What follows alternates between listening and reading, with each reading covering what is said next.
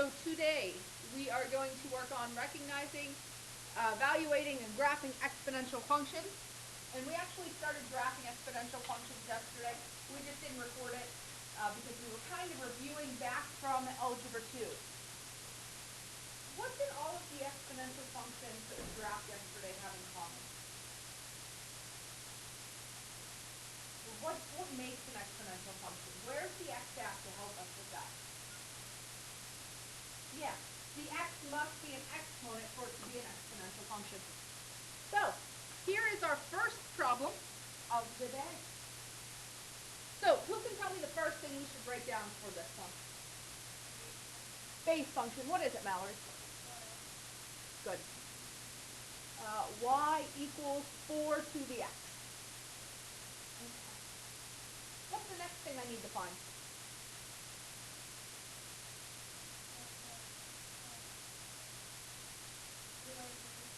Okay. Movement? None. Movement is based off of anything being added or subtracted from the x or anything added or subtracted at the end. There is none. Well, that's nice. That's actually very helpful because I don't have to move or shift any of the pieces. What else do I need to find from yesterday's discussion? Asymptote.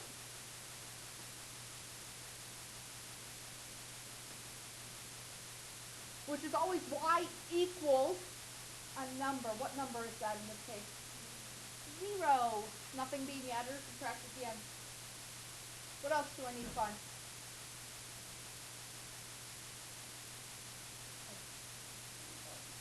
The what? Not the x-intercept, the y-intercept.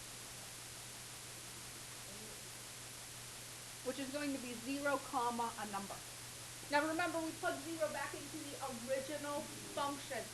4 to the 0 is 1 times negative 1/2 is negative 1/2. So there's my y-intercept. Okay, what do I need to make next? Chart. What numbers go in my chart? And where do I plug those numbers into? Into the base function. 4 to the negative 1 is, 4 to the 0 is, 4 to the first is, and 4 squared is. What am I going to do with all those y numbers now? Not yet. What?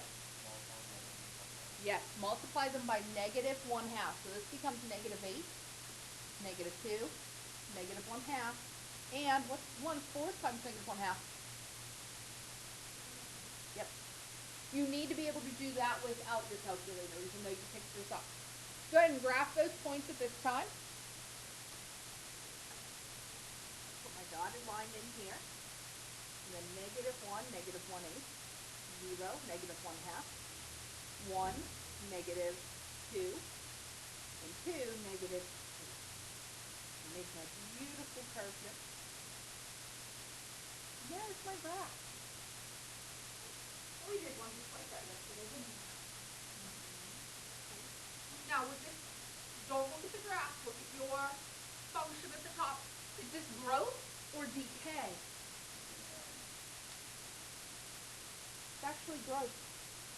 The number touching the exponent, if it's bigger than 1, it's growth. If it's smaller than 1, it's decay. Now, you have to think of this. That negative 1/2 flipped it over the y-axis. So think of it not flipped. And what's happening?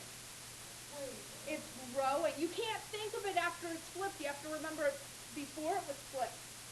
It was growing on those numbers, wasn't it?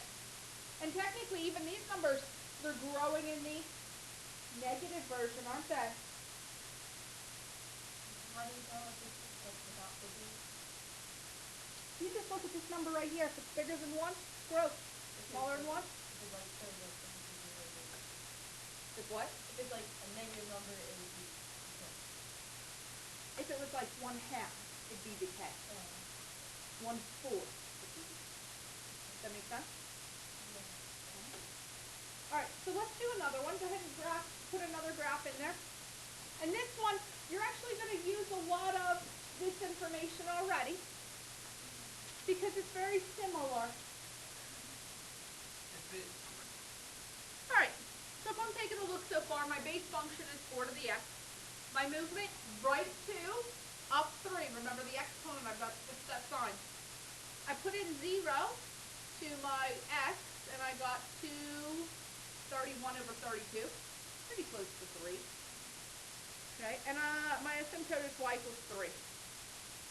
Now I need to make a x and y chart. Wait, have you seen that xy chart already?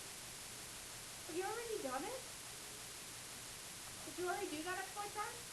Yeah, it's the same exact chart. So let's just copy down the chart we already made. -1, 0, 1, and 2. That was -8, -2, -1/2, -1, 8. Okay, so this chart was actually exactly the same chart as before, right? So I'm going to put my dotted line on at 3. And I'm going to put my dots on, but I'm not going to connect them yet. -1, -1/8. 0, -1/2. 1, -2, and 2, -8. I'm just going to wait there for a second. See how they're not close to my asymptote line? Because I need to move them. So I'll switch colors. Let's move this first point. How far to the right do I move it? And how far up? Up how far? Up 3, right? Over 2 and up 1, 2, 3. I'll do that again. I actually like to cross it out after I move it. You ever gotten confused and you try to move the same point twice? That saves me from doing extra work. So I'm going to take this point, move it over 2, and up 1, 2, 3. I'll do it again. Over 2, up 1, 2, 3. Over 2, up 1, 2, 3. Now I can connect my green points. And that's it. So notice how similar this one was to the one we did right before it, wasn't it? Nice and simple. Any questions so far?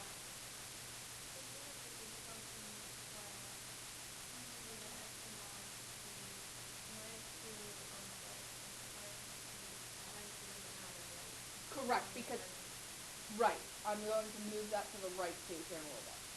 That -2 only tells me to move it to the right. I use the basic symbol. Good question. All right. Let's skip this one. But before we skip it, what is the base function here for those that missed yesterday? Let's help them out. Not 4 to the x. It's 1/4 to the x. Okay. Remember, you can't deal with a negative exponent, so you have to make it happy. You flip it. We're going to skip that one. We're actually going to go to this one, e to the x. E to the x. So go ahead and paste another one in. So here's our next one. We're going to do e to the x. Now, where would we ever use e in life? You're probably asking yourself. It's actually a natural number. A number that is used a lot in science. Anybody planning to go like into the science field? No one? Medical field and science. There we go. Look at those hands go up. You'll be using E quite often. Raise your hand if you've ever had your hearing checked. Come on, full nurse loves to do that. You have to do the left hand, right hand. The machine actually uses base E to figure out whether your hearing is correct or not. Okay. You use base E if you're dealing with tornadoes or hurricanes and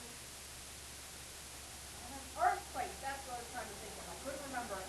Okay. So a lot of stuff in the science field, and we'll actually be dealing with money with this also. How many of you have heard of PERT? P-E to the R-T-E. Yeah, if you've had them for 2, you've heard of it. Maybe you've forgotten it. It's been a while. That's how your money is compounded continuously. You know who does this? Your credit card company. Your credit card companies compound your money continuously. Stacko has that $100. We're going to take that 6% interest every single millisecond of the day. Why? So they can get as much money out of you as they can. Okay.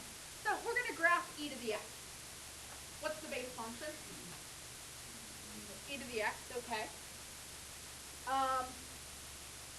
What else do I need? Movement. Is there any movement on this one? Wait, I've given you a brand new function. You're already able to answer 2 of the questions, right? No movement. Okay, what else? Asymptote. For my viewers at home, that would be the lawnmower outside. Asymptote. What is the asymptote here? Y equals 0.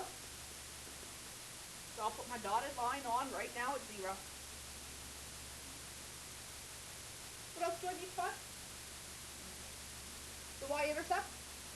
So I plug in 0. What do you think e to the 0 would be? 1. Yeah, we know that. Okay. So far I haven't confused anybody, have I? The only thing is, e is a certain number. So take your calculator. Let's look at your calculator to figure out what number e is. So we just found out that e is 2.7. Now we need to make an XY chart. And I need to put in -1, 0, 1, and 2. Did I fill in 0 already? 1. Yeah. E to the first is 2.7. Figure out what e to the negative first is. Or don't tell me. Don't tell me. You got what it is? I bet you it's less than 1 but more than 0. Yep. What is it? 0.36. 0.36? I didn't have to know exactly that it was 0.36. Because if I'm graphing it, that looks like 0.5-ish, right? If I would have put it up a little higher, a little lower, am I going to be able to tell that it's exactly 0.36 on the graph? No, I'm not going to be able to. I'm just going to go to 1 and 2.7. Do I really need to figure out e squared, or do you guys think you know what this graph's going to look like? Huh. Interesting how we didn't have to do much and we already know what this graph looks like. What? No. So pretty simple if I use e. Okay, I'm not trying to trick you. Only thing you have to remember, would this be growth or decay? Growth, because e is greater than 1. Now, my next question before I turn pages.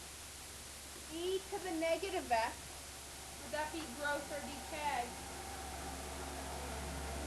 That would be decay because it would be 1 over e. Does that make sense? All right. We're done graphing. We're going to solve some problems. All right. So in order to solve these problems, notice you've got a base with an exponent, and I've got a base with no exponent, right? I wonder, could we make them into the same base? Meaning, is there a way to rewrite 16 as 2 to some power? 2 to the what? Which one? 4. Does that make sense? So I'm going to rewrite that. Huh.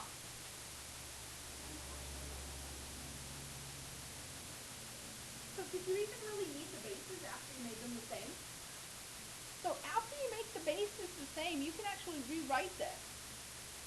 And Sparta already figured it out. X has to be 2. And that's it.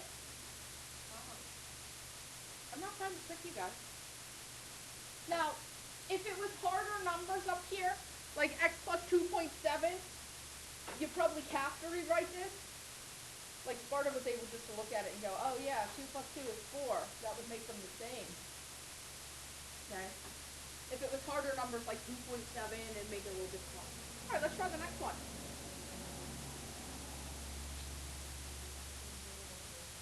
This one's what? little harder. Okay, well, I've got 1/3 and I've got 81. Let's make let's first off, I don't like fractions. How can I make this just into 3? This would actually be 3 to what? The negative x? Okay. That makes me a little happier not having fractions. Anybody else? 81. Well, I want to use the same base. 3 to the 3 to the 4th. Well, in order to flip it, you have to change the sign. If I use a negative x, it would move it down to the bottom to make it happy. I did mine.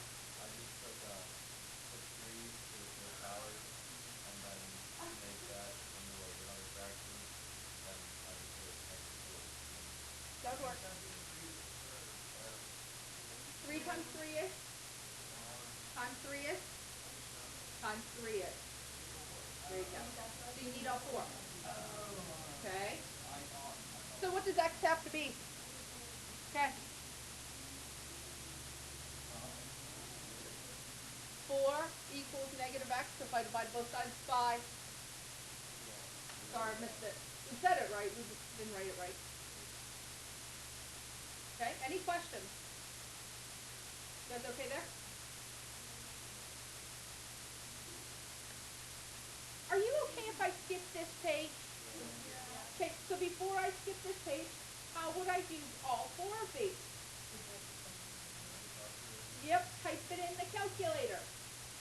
Is everybody okay typing that in the calculator at this time? Okay.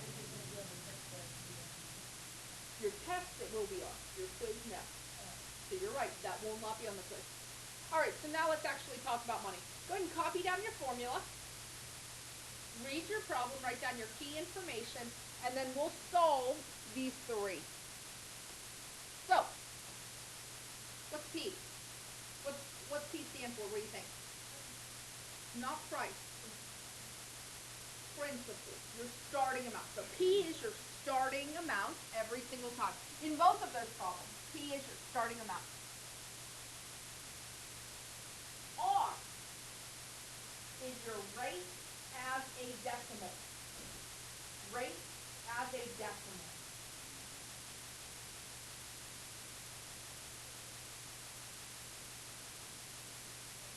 T.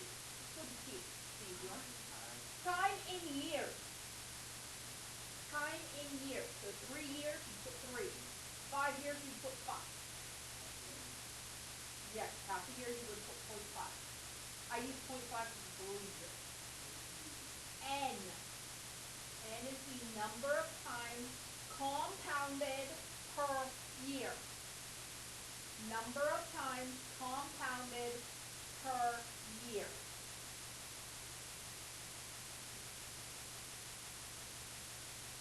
Everybody okay?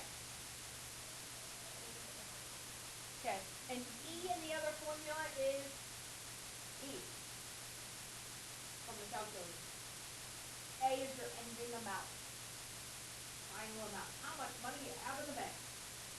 So, let's say I deposit $25,000. Wouldn't that be nice? I don't have $25,000. And let's say I get 8.25% interest for 26 years. Raise your hand if you currently work. Okay. They tell you that as soon as you start working, you should start putting money into an account that you never touch till you retire, right? Anybody ever told that? You should do it. I'm going to flat out tell you, you open an account that you'll never ever touch and you put that money in there. Because then when you retire, you'll have lots and lots of money, and that's what this is all about, retirement. Okay? My boyfriend's return on his current account for the 401k is 15%. That's huge. 8.25 is pretty big. Okay, so you want to start saving now, and that way you can retire if you need to like 45, 50, instead of having to wait till, 70. Yeah, smart. So quarterly, which of those 2 do I need? Do I need the pink one or the green one? Pink one. All right. So A equals, what's my p in this case? 25,000. 1 plus, what's my r?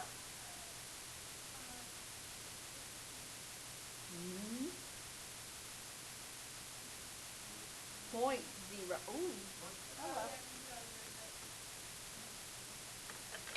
0.0825. Don't forget you must move it.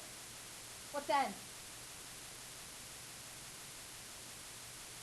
N would be 4. Quarterly. Quarterly means 4 times a year. And then up here, n is 4. What's p? 26. Okay? Why do we need to do this? Because it has to be a decimal. Right now, this if you leave it as 8.25, that means 825%. That's huge. Now, go ahead and try to do this in your calculator. Can I make a quick recommendation? I would do what's in the parentheses first, do that to that exponent, then multiply. Do not do it all at once. Go ahead and try it out.